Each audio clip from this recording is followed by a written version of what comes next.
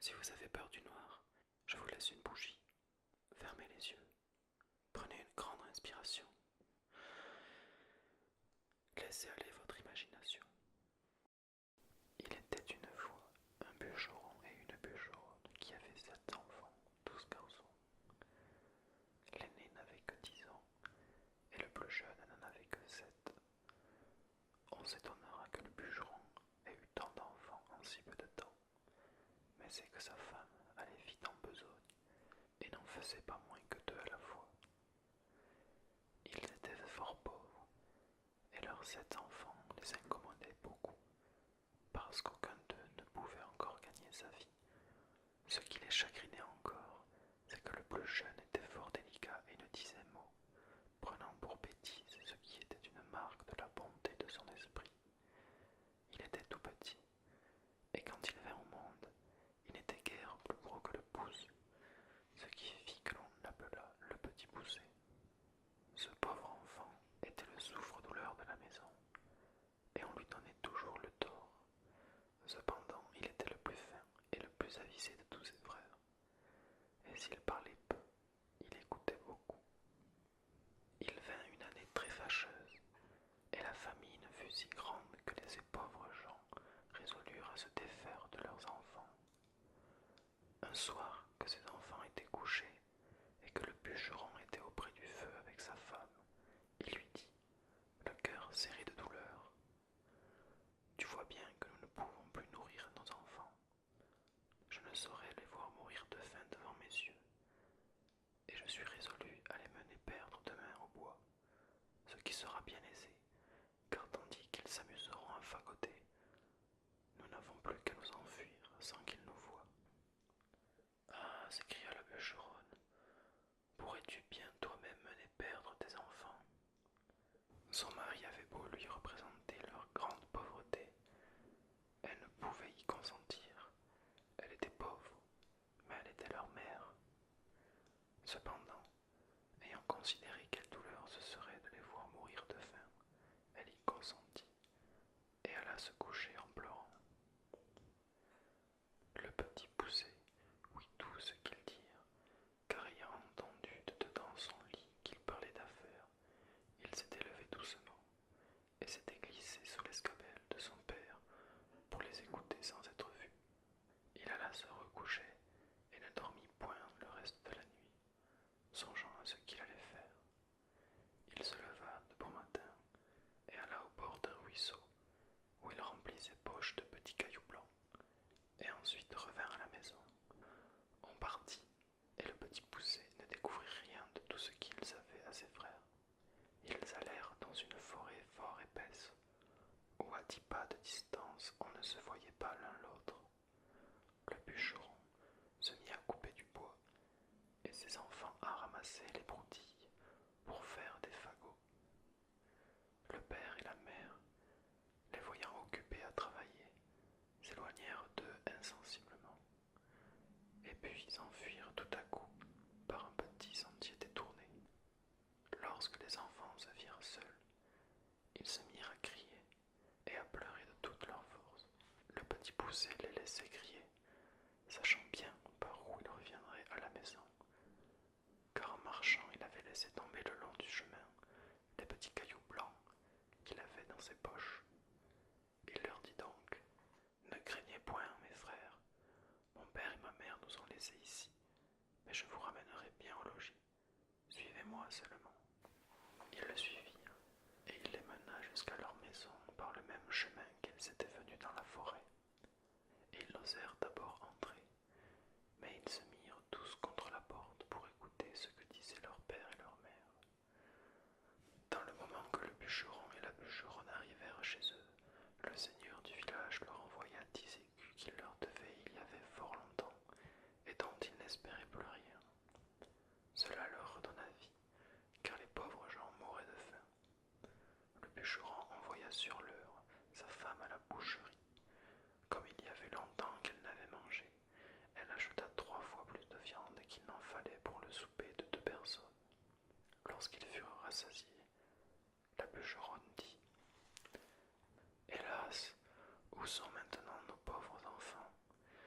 Il ferait beau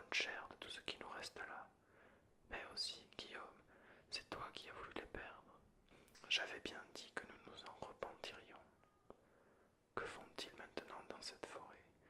Hélas, mon Dieu, les loups les ont peut-être déjà mangés. Tu es bien inhumain d'avoir perdu ainsi des enfants. Le bûcheron s'impatienta à la fin, car elle leur dit plus de 20 fois qu'il s'en repentirait, et qu'elle l'avait bien dit. Il la menaça de la battre si elle ne se taisait. Ce n'est pas que le bûcheron ne fût peut-être encore plus fâché que sa femme, mais c'est qu'elle lui rompait la tête, et qu'il était de l'humeur de beaucoup d'autres gens, qui aiment fort les femmes qui disent bien, mais qui trouvent très importunes celles qui ont toujours bien dit. La bûcheronne était tout en pleurs. Hélas, où sont maintenant mes enfants, mes pauvres enfants? Elle le dit une fois si haut que les enfants qui étaient à la porte, l'ayant entendu, se mirent à crier tous ensemble. Nous voilà, nous voilà. Elle courut vite leur ouvrir la porte et leur dit en les embrassant: Que je suis aise de vous revoir, mes chers enfants. Vous êtes bien là, et vous avez bien faim. Et toi, Pierrot, comme te voilà crotté, viens que je te débarbouille. Ce Pierrot était son fils aîné, qu'elle aimait plus que tous les autres, parce qu'il était un peu rousseau, et qu'elle était un peu rousse. Ils se mirent à table et mangèrent d'un appétit qui faisait plaisir au père et à la mère, à qui ils racontaient la peur qu'ils avaient eue dans la forêt en parlant presque toujours tous ensemble. Ces bonnes gens étaient ravis de revoir leurs enfants avec eux, et cette joie dura tant que les 10 écus durèrent. Mais lorsque l'argent fut dépensé, ils retombèrent dans leur premier chagrin, et résolurent de les perdre encore, et pour ne pas manquer leur coup, de les mener bien plus loin que la première fois. Ils ne purent parler de cela si secrètement qu'ils ne fussent entendus par le petit Poucet, qui fit son compte de sortir d'affaires comme il l'avait déjà fait. Mais quoiqu'il se fût levé de bon matin pour aller ramasser des petits cailloux, il ne put en venir à bout car il trouva la porte de la maison fermée à double tour. Il ne savait que faire. Lorsque la bûcheronne leur ayant donné à chacun un morceau de pain pour le déjeuner, il songea qu'il pourrait se servir de son pain au lieu des cailloux, en le jetant par miettes le long des chemins où il passerait. Il le serra donc dans sa poche. Le père et la mère les menèrent dans l'endroit de la forêt le plus épais et le plus obscur, et dès qu'ils y furent, ils gagnèrent un faux-fuyant et les laissèrent là. Le petit Poucet ne s'en chagrina pas beaucoup, parce qu'il croyait retrouver aisément son chemin grâce à son pain qu'il avait semé partout où il avait passé. Mais il fut bien surpris lorsqu'il ne put en retrouver une seule miette. Les oiseaux étaient venus, qui avaient tout mangé. Les voilà donc bien affligés, car plus ils marchaient, plus ils s'égaraient et s'enfonçaient dans la forêt. La nuit vint, et il s'éleva un grand vent qui leur faisait des peurs épouvantables. Ils croyaient n'entendre de tous côtés que des hurlements de loups qui venaient à eux pour les manger. Ils n'osaient presque se parler ni tourner la tête. Il survint une grosse pluie qui les perça jusqu'aux os. Ils glissaient à chaque pas et tombaient dans la boue, où ils se relevaient tout crottés, ne sachant que faire de leurs mains. Le petit Poucet grimpa au haut d'un arbre pour voir s'il ne découvrirait rien. Ayant tourné la tête de tous côtés, il vit une petite lueur, comme une chandelle, mais qui était bien loin par-delà la forêt. Il descendit de l'arbre et lorsqu'il fut à terre, il ne vit plus rien. Cela le désola. Cependant, ayant marché quelque temps avec ses frères du côté qu'il avait vu la lumière, il la revit en sortant du bois. Ils arrivèrent enfin à la maison où c'était cette chandelle, non sans bien des frayeurs, car souvent ils la perdaient de vue, ce qui leur arrivait toutes les fois qu'ils descendaient dans quelque fond. Ils heurtèrent la porte, et une bonne femme vient leur ouvrir. Elle leur demanda ce qu'ils voulaient.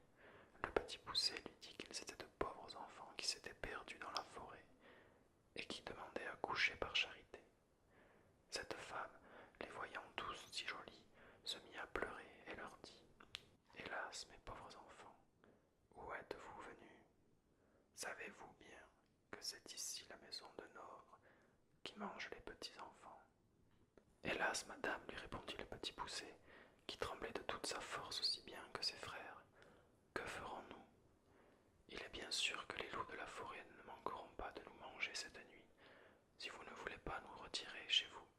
Et cela étant, nous aimons mieux que ce soit monsieur qui nous mange. Peut-être qu'il aura pitié de nous si vous voulez bien l'en prier.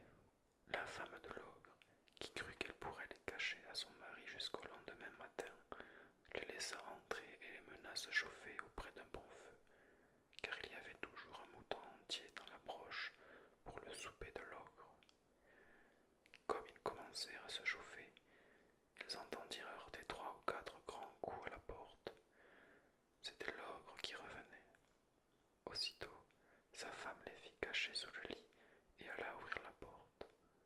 L'ogre demanda d'abord si le souper était prêt et si on avait tiré du vin, et aussitôt se mit à table. Le mouton était encore tout sanglant, mais ne lui en sembla que meilleur. Il fleurait à droite et à gauche, disant qu'il sentait de la chair fraîche.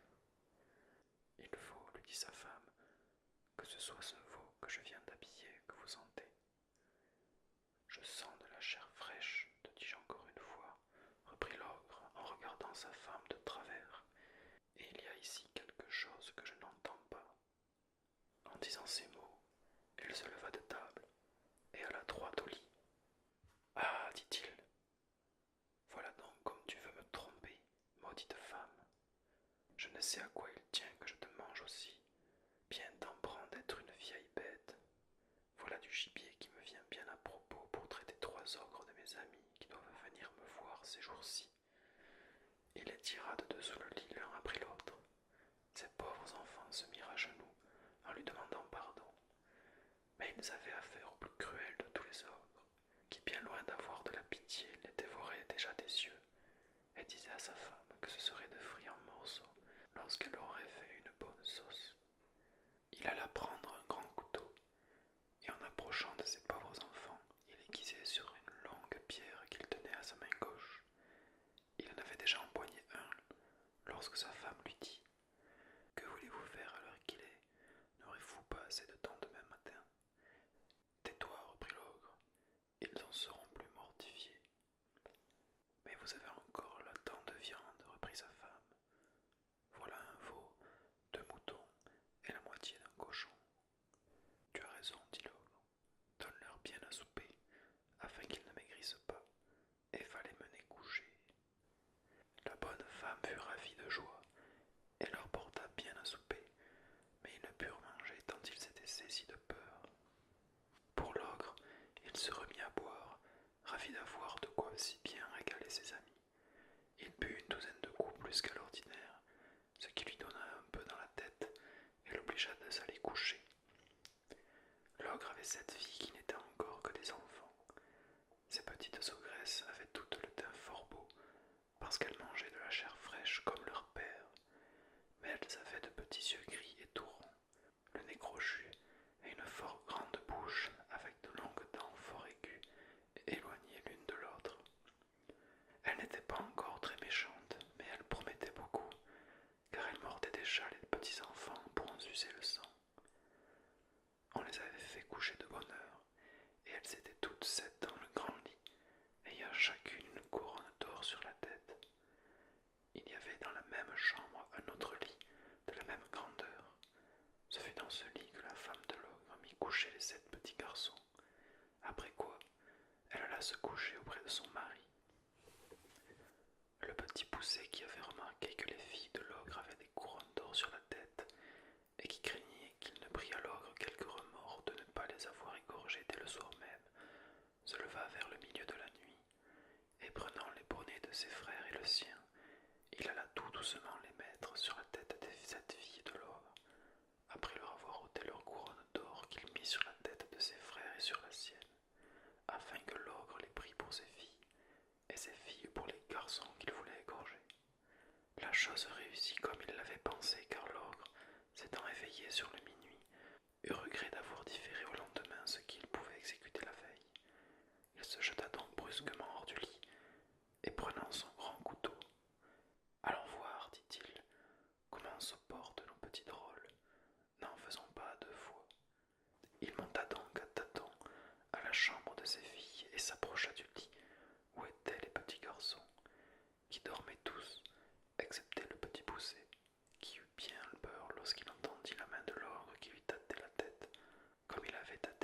tous ses frères. L'ogre, qui sentit les couronnes d'or, vraiment, dit-il, j'allais faire là un bel ouvrage. Je vois bien que je pus trop hier soir. Il alla ensuite au lit de ses filles, où, ayant senti les petits bonnets des garçons, ah, les voilà, dit-il, nos gaillards, travaillons hardiment. En disant ces mots, il coupa sans balancer la gorge de ses 7 filles.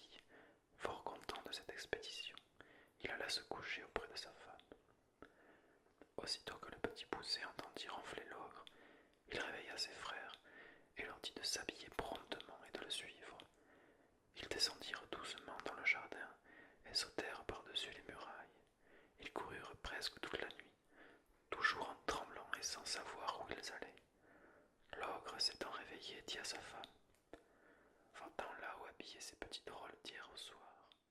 L'ogresse fut fort étonnée de la bonté de son mari, ne se doutant point de la manière qu'il entendait qu'elle les habilla, et croyant qu'il lui ordonnait de les aller vêtir, elle monta en haut où elle fut bien surprise lorsqu'elle aperçut ses 7 filles égorgées et nageant dans leur sang. Elle commença par s'évanouir, car c'est le premier expédient que se trouvent presque toutes les femmes en pareille rencontre. L'ogre, craignant que sa femme ne fût trop longtemps à faire la besogne dont il l'avait chargée, monta en haut pour lui aider, et ne fut pas moins étonné que sa femme lorsqu'il vit cet affreux spectacle. Ah, qu'ai-je fait là? S'écria-t-il. Ils me le paieront, les malheureux. Et tout à l'heure. Il jeta aussitôt une bouteille d'eau dans le nez de sa femme, et l'ayant fait revenir. Donne-moi vite mes bottes de 7 lieues, lui dit-il, afin que j'aille les attraper. Il se mit en campagne, et après avoir couru bien loin de tous les côtés, enfin il entra dans le chemin où marchaient ces pauvres enfants qui n'étaient plus qu'à 100 pas du logis de leur père. Ils virent l'ogre qui allait de montagne en montagne, et qui traversait les rivières aussi aisément qu'il aurait fait le moindre ruisseau. Le petit poussé, qui vit un rocher creux proche du lieu où ils y étaient, y vit cacher ses 6 frères, et s'y fourra aussi, regardant toujours ce que l'ogre deviendrait. L'ogre, qui se trouvait fort las du long chemin qu'il avait fait inutilement, car les bottes de cet dieu fatiguent fort leur homme, voulut se reposer, et par hasard il alla s'asseoir sur la roche où les petits garçons s'étaient cachés. Comme il n'en pouvait plus de fatigue, il s'endormit après s'être reposé quelque temps, et vint à ronfler si effroyablement que les pauvres enfants n'en eurent pas moins de peur que quand il tenait son grand couteau pour leur couper la gorge. Le petit poussé en eut moins de peur, et dit à ses frères de s'enfuir promptement à la maison, pendant que l'ogre dormait bien fort, et qu'ils ne se misent point en peine de lui. Ils crurent son conseil, et gagnèrent vite la maison. Le petit poussé, s'étant approché de l'ogre, lui retira doucement ses bottes, et les mit aussitôt. Les bottes étaient fort grandes et fort larges, mais comme elles étaient faites, elles avaient le don de s'agrandir et de s'apetisser selon la jambe de celui qui les chaussait, de sorte qu'elles se trouvèrent aussi justes à ses pieds et à ses jambes que si elles avaient été faites pour lui. Il alla droit à la maison de l'ogre où il trouva sa femme qui pleurait auprès de ses filles égorgées. Votre mari, lui dit le petit poussé, est en grand danger, car il a été pris par une troupe de voleurs qui ont juré de le tuer s'il ne leur donne tout son or et tout son argent. Dans le moment qu'il lui tenait le poignard sur la gorge, il m'a aperçu et m'a prié de vous venir avertir de l'état où il est, et de vous dire de me donner tout ce qu'il a vaillant, sans rien retenir, parce qu'autrement ils le tueront sans miséricorde. Comme la chose presse beaucoup, il a voulu que je prise ces bottes de 7 lieues que voilà, pour faire diligence, et aussi afin que vous ne croyiez pas que je sois un affronteur. La bonne femme, fort effrayée, lui donna aussitôt tout ce qu'elle avait, car cet ogre ne laissait pas d'être fort bon mari, quoiqu'il mangeât les petits enfants. Le petit poussé étant donc chargé de toutes les richesses de l'ogre, s'en revint au logis de son père, où il fut reçu avec bien de la joie. Il y a bien des gens qui ne demeurent pas d'accord de cette dernière circonstance, et qui prétendent que le petit poussé n'a jamais fait ce vol à l'ogre, qu'à la vérité, il n'avait pas fait conscience de lui prendre ses bottes de 7 lieues, parce qu'il ne s'en servait que pour courir après les petits enfants. Ces gens-là assurent le savoir de bonne part,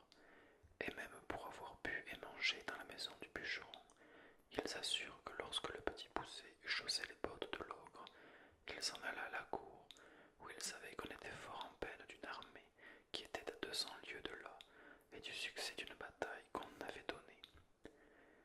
Il alla, disait-il, trouver le roi et lui dit que s'il le souhaitait, il lui rapporterait des nouvelles de l'armée avant la fin du jour. Le roi lui promit une grosse somme d'argent s'il en venait à bout.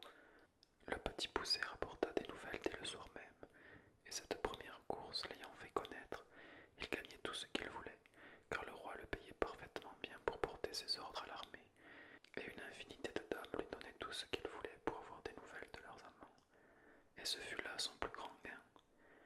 Il se trouvait quelques femmes qui le chargeaient de lettres pour leur mari, mais elles le payaient si mal, et cela allait à si peu de choses, qu'il ne daignait mettre en ligne de compte ce qu'il gagnait de ce côté-là. Après avoir fait pendant quelque temps le métier de courrier et y avoir amassé beaucoup de biens, il revint chez son père, où il n'est pas possible d'imaginer la joie qu'on eut de le revoir. Il mit toute sa famille à son aise. Il acheta des offices de nouvelles créations pour son père et pour ses frères, et par là, il les établit tous et fit parfaitement bien sa cour en même temps. Moralité. On ne s'afflige point d'avoir beaucoup d'enfants, quand ils sont tous bien beaux, bien faits et bien grands, et d'un extérieur qui brille. Mais si l'un d'eux est faible ou ne dit mot, on le méprise, on le raille, on le pille. Quelquefois, cependant, c'est ce petit marmot qui fera le bonheur de toute la famille. Merci d'avoir écouté ce conte. À bientôt.